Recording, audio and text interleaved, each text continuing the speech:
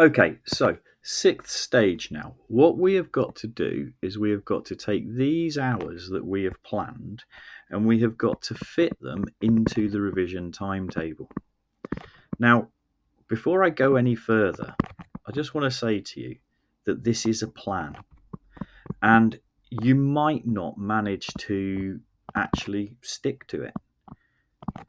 It's going to be pretty tricky too. So even if you do not manage to stick to your plan, do not feel guilty. You can adapt it. You are going to be far more organised than the average person in this country if you've gone through this whole process. So don't feel like it's an absolute straitjacket. Probably do everything in pencil from now on because you might want to adapt it. But the key is that you're going to go into Easter feeling organised and that you've got a plan rather than having to make one up at the start of Easter. Okay, so what are we going to do? We're going to maybe look at this. If it was me, I'd think, oh, look here, I've got 3 subjects. I've got science with 25 hours. I've got maths with 18 hours. I've got history with 16 hours. That's quite a big chunk of revision.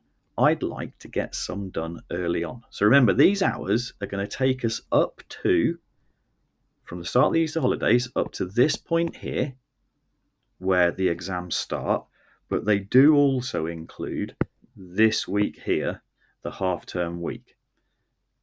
Whilst you're in the middle of all the exams, in these exam weeks 2 and 3 here, you're going to have exams coming thick and fast, almost on a daily basis. You probably, each night, are going to revise for the exam you've got the next day. So what we're doing is we're preparing for the time when you haven't got exams to worry about the following day, and how are you going to use that time. So I have got 25 hours of science to fit in here. That's a lot. So I think I'm going to start off with some science. Now I might think, okay, I'll do 2 hours science. And remember, I'd think of each of these squares as a 1 hour block, but in fact I'd actually divide each one into 2 because I wouldn't want to try and revise for an hour without a break. So think of it as 2 half-hour blocks. Okay, so you might do science. It might be you go all the way through the day doing science, or you might say, actually, 2 hours is going to be enough.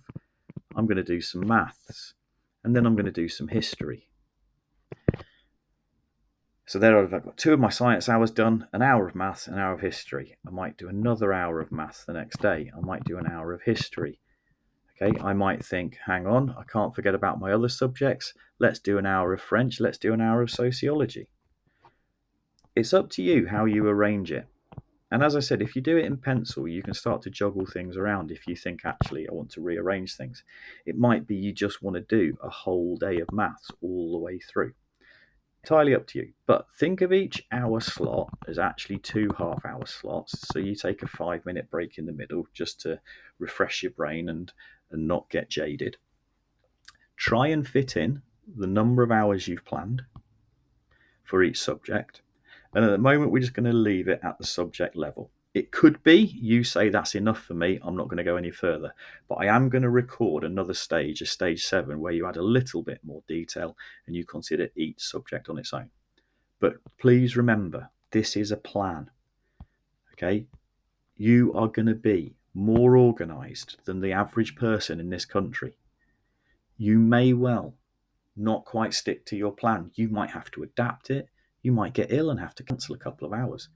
There's nothing you can do about that, and you mustn't feel guilty. Just stick to it as best you can. It's much better to have a plan than go into your revision just on a random basis. So try fitting your hours into your timetable, and then if you've got the stamina, have a look at the last video and see how you can start to consider what you're actually going to study within each subject when you have it on your timetable.